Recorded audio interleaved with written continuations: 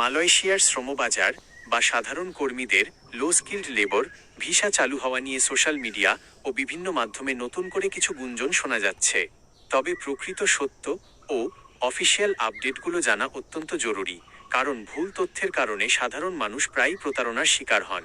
চলতি মাস অর্থাৎ জুন 2026 এর প্রকৃত পরিস্থিতি এবং অফিসিয়াল আপডেট নিচে তুলে ধরা হলো। 1. সাধারণ শ্রমিক, জেনারেল ক্যাটাগরি ও কলিং ভিসা। বাংলাদেশি সাধারণ কর্মীদের জন্য নতুন করে মালয়েশিয়ার শ্রমবাজার বা কলিং ভিসা ঢালাওভাবে খুলে দেওয়ার ব্যাপারে মালয়েশিয়া সরকারের পক্ষ থেকে এখনও কোনো নতুন অফিসিয়াল ঘোষণা আসেনি। বিগত সময়ে কর্মী নিয়োগ প্রক্রিয়ার বিভিন্ন জটিলতা এবং সিন্ডিকেট দমনের জন্য মালয়েশিয়া সরকার যে কড়াকড়ি আরোপ করেছিল তা এখনও বহাল রয়েছে।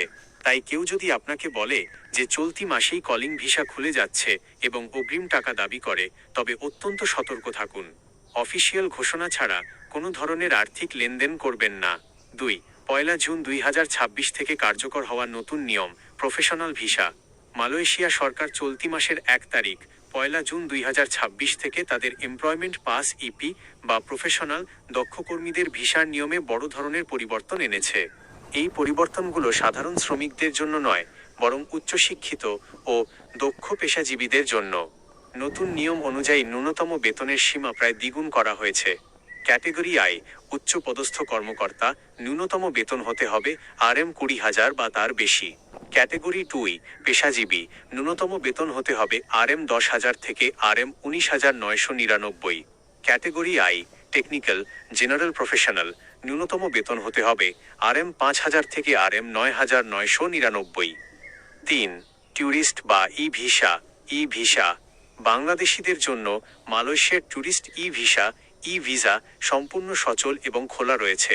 এটি সম্পূর্ণ অনলাইন ভিত্তিক এবং আবেদনের 3 থেকে 5 কার্যদিবসের মধ্যে সাধারণত প্রসেস হয়ে যায়। তবে মনে রাখবেন, ট্যুরিস্ট ভিসা নিয়ে মালয়েশিয়ায় গিয়ে কাজ করা সম্পূর্ণ অবৈধ। সতর্কতা: মালয়েশিয়ার শ্রমবাজার সংক্রান্ত যে কোনো সঠিক তথ্যের জন্য সবসময় বাংলাদেশ প্রবাসী কল্যাণ ও বৈদেশিক কর্মসংস্থান মন্ত্রণালয় এবং মালয়েশিয়ান ইমিগ্রেশনের ESD অফিসিয়াল ওয়েবসাইটের নোটিশ ফলো করুন। দালালের খপ্পরে পড়ে কোনো প্রকার অগ্রিম টাকা দেওয়া থেকে বিরত থাকুন।